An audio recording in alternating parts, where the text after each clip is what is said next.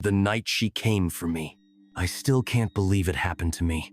I'm just an ordinary guy, 24 years old, living in a small apartment on the outskirts of town. Nothing about my life suggested that something like this could ever happen. But here I am, sitting alone in my room, staring at the shadows on the wall, wondering if she'll come back tonight. It all started 3 weeks ago. It was late, I think, around 1:30 a.m. and I was scrolling through social media, trying to fall asleep. My mind kept racing from one thought to another, so I figured staying up a little longer might help clear it. That's when I first saw her. At first, I thought it was just a trick of the light or maybe some weird reflection from my phone screen. There was this faint figure standing by the corner of my bedroom, just out of direct sight. I blinked a few times and turned off my phone, thinking it would disappear once my eyes adjusted to the darkness. But it didn't. In fact, it moved closer. My heart raced as I realized what her hoot was. A woman stood there leaning against the wall with her arms crossed. Her hair was long and dark, flowing down past her shoulders, framing her face perfectly. She had piercing green eyes that seemed to glow in the dim light filtering through the curtains. And despite the chill in the air, she wore nothing but a thin black dress that barely covered her knees. Who are you?" I stammered, clutching the blanket tighter around myself. She smiled, a slow, seductive curve of her lips that sent shivers down my spine. "Relax," she said, her voice smooth and melodic, almost hypnotic. "I've been watching you." That statement alone should have terrified me, but something about her presence made me freeze. My brain screamed at me to run, to grab my phone and call someone, anyone, but my body wouldn't obey. Instead, I found myself paralyzed, unable to look away from those glowing green eyes. "I've seen how lonely you are," she continued, stepping closer until she was right beside my bed. "How you spend your nights staring at screens instead of connecting with people. You're tired, aren't you? Tired of being alone?" Her words hit too close to home. For months, I'd been struggling with loneliness after breaking up with my girlfriend. Work had consumed most of my time, leaving little room for friends or hobbies. Every night felt like a battle against the void inside me. Somehow, this stranger knew exactly how I felt. Before I could respond, she reached out and touched my cheek. Her hand was ice cold, yet it sent waves of warmth coursing through my veins. It felt good, too good.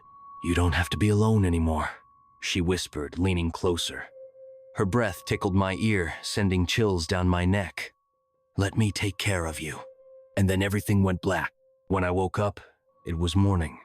Sunlight streamed through the window, and for a moment, I thought the whole thing had been a dream. But then I noticed the exhaustion weighing heavily on my body. My muscles ached, and my head throbbed as though I'd pulled an all-nighter.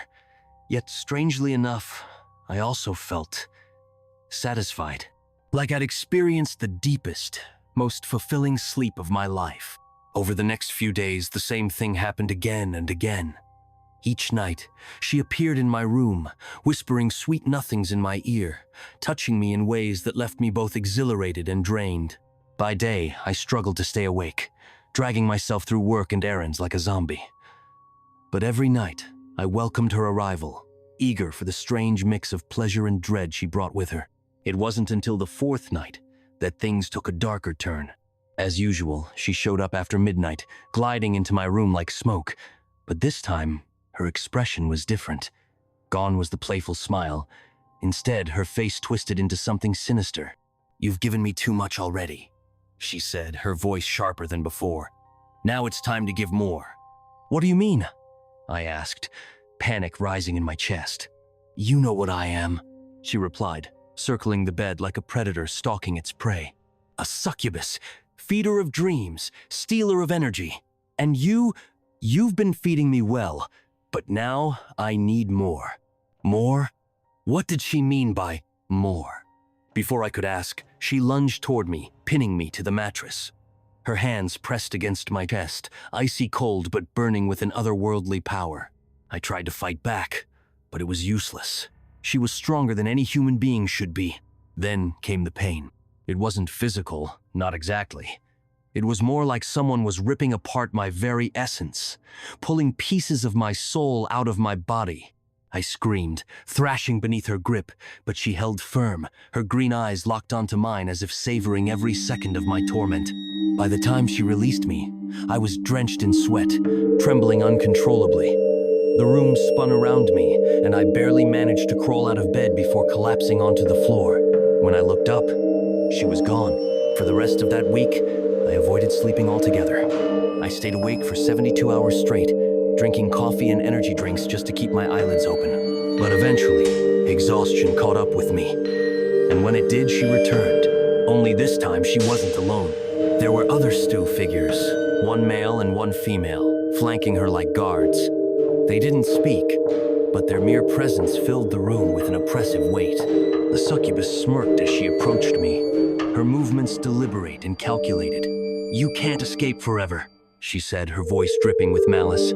"Sooner or later, you'll belong to us completely." With that, they vanished, leaving me shaken and terrified. I haven't slept since then, not willingly anyway. Every time I drift off, I feel her presence lingering nearby, waiting patiently for her next opportunity to claim me. If you're reading this, please tell me I'm not crazy. Tell me there's a way to stop her. Because deep down, I know what happens if I let her win. And trust me, you don't want to end up like me.